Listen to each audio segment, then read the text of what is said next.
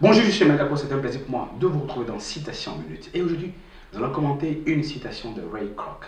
Ray Kroc est l'un des repreneurs, on va dire, de McDonald's. C'est lui qui a fait de McDonald's l'une des enseignes les plus connues au monde et les plus visitées au monde. On dit qu'aux États-Unis, un Américain sur 8 a travaillé dans une enseigne, dans un restaurant McDonald's. Et il y en a plus de 25 000 enseignes McDonald's dans le monde entier.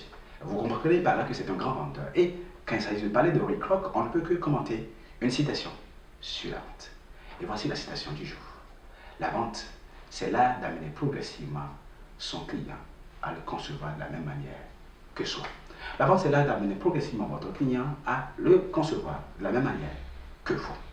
Ça veut dire qu'en réalité, vous avez des solutions que vous pensez qu'elles peuvent produire du résultat, elles peuvent résoudre des problèmes précis. Et vous avez un prospect, c'est-à-dire un client potentiel. Et vous commencez par travailler avec lui pour qu'il voie clairement et progressivement que c'est le produit qu'il faut, c'est la solution qu'il lui faut. Et les vendeurs savent agir sur ça. Mais je voulais préciser quelque chose de très important quand il est question de faire la vente. On a dit c'est l'art d'amener progressivement son client à le concevoir de la même manière que soi. Donc, si je dois amener une personne à partager les mêmes convictions que moi, je n'ai pas à lui vendre mes convictions à moi. J'ai à chercher qu'est-ce qui, dans sa façon de faire, le voir, pose problème.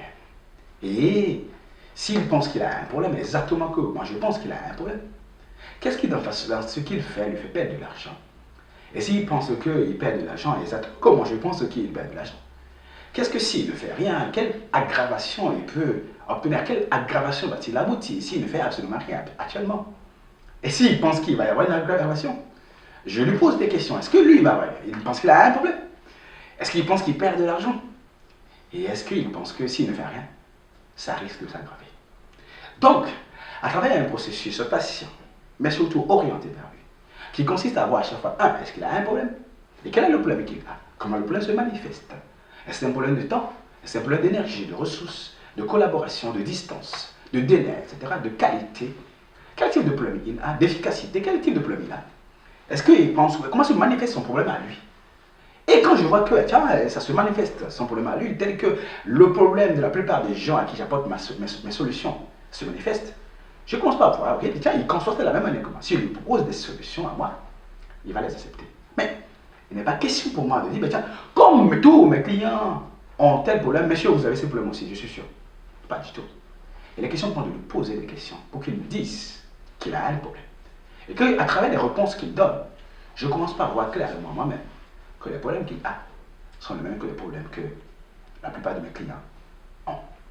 Ensuite, la manière de concevoir de la même manière que moi, c'est de lui montrer clairement qu'il est en train de perdre de l'argent en n'achetant pas ma solution. Et du coup, je vais lui montrer, tiens, combien il perd en argent, combien il perd en rentabilité depuis qu'il utilise une autre solution ou il n'utilise pas du tout de solution. Nous allons sortir la calculatrice et je vais calculer avec lui par A plus B comment est-ce qu'il est en train de perdre de l'argent. Et je lui pose des questions. Combien avez-vous perdu l'année dernière parce qu'on n'a pas fait ci? Combien vous avez perdu le mois dernier? Et combien, si on multiplie par 10, combien vous perdez en 10 ans? Et il voit tout l'argent qu'il est en train de perdre. Et il dit, tiens, waouh, il me faut une solution. Jusque-là, je ne lui ai pas dit que c'est ma solution qui est la bonne solution. Je lui ai montré qu'il perd de l'argent. Et quand par exemple, il a perdu 1 million, 2 millions, 3 millions en une année, et que nous multiplions ces 1 million, 2 millions, 3 millions par 10, je lui montre clairement que son problème va s'aggraver. Il risque de perdre 10 millions, 20 millions, 30 millions peut-être, s'il ne fait absolument rien. Et il commence à comprendre que tiens, non seulement il a un problème, mais il est en train de perdre de l'argent, et même le problème risque de s'aggraver s'il ne fait absolument rien. Et c'est alors qu'il va se tourner vers moi pour me dire, mais alors, dans ce cas, monsieur, quelle est votre solution? Et là aussi, je vais commencer par voir quel type de solution il veut. Et je vais voir qu'est-ce qui, dans ma solution, correspond au type de solution qu'il veut. Je vais lui demander quels sont les critères qu'il utilise pour pouvoir évaluer les solutions. Et je m'assure alors que les critères qu'il utilise, tels que présentés, lui permettront alors, feront que, il verra dans ma solution la solution qu'il faut. Voyez, la vente, c'est là d'amener progressivement le client à le percevoir de la même manière que moi, mais sans lui forcer la main, en étant orienté vers lui, et en le faisant faire passer par 3 étapes essentielles. La première étape étant, je lui montre à travers des questions, je vérifie s'il a un problème. Je vérifie avec lui, est-ce qu'il perd de l'argent? Et je vérifie avec lui aussi le problème qu'il a, à travers lequel il perd de l'argent, et risque de s'aggraver s'il ne fait rien. Et c'est alors qu'il se tourne vers moi pour me dire quelle est la solution. Je lui dis la solution. Et c'est ça, ce que les meilleurs vendeurs font. Les meilleurs vendeurs ne conçoivent pas et ne disent pas tout de suite que tout le monde a les mêmes problèmes et a besoin de la même solution que celle qu'ils ont. Les meilleurs vendeurs amènent progressivement le client à travers une série de questions et de réponses, de synthèse et de retournements, et sans argument parfois, à le concevoir de la même manière que à demain.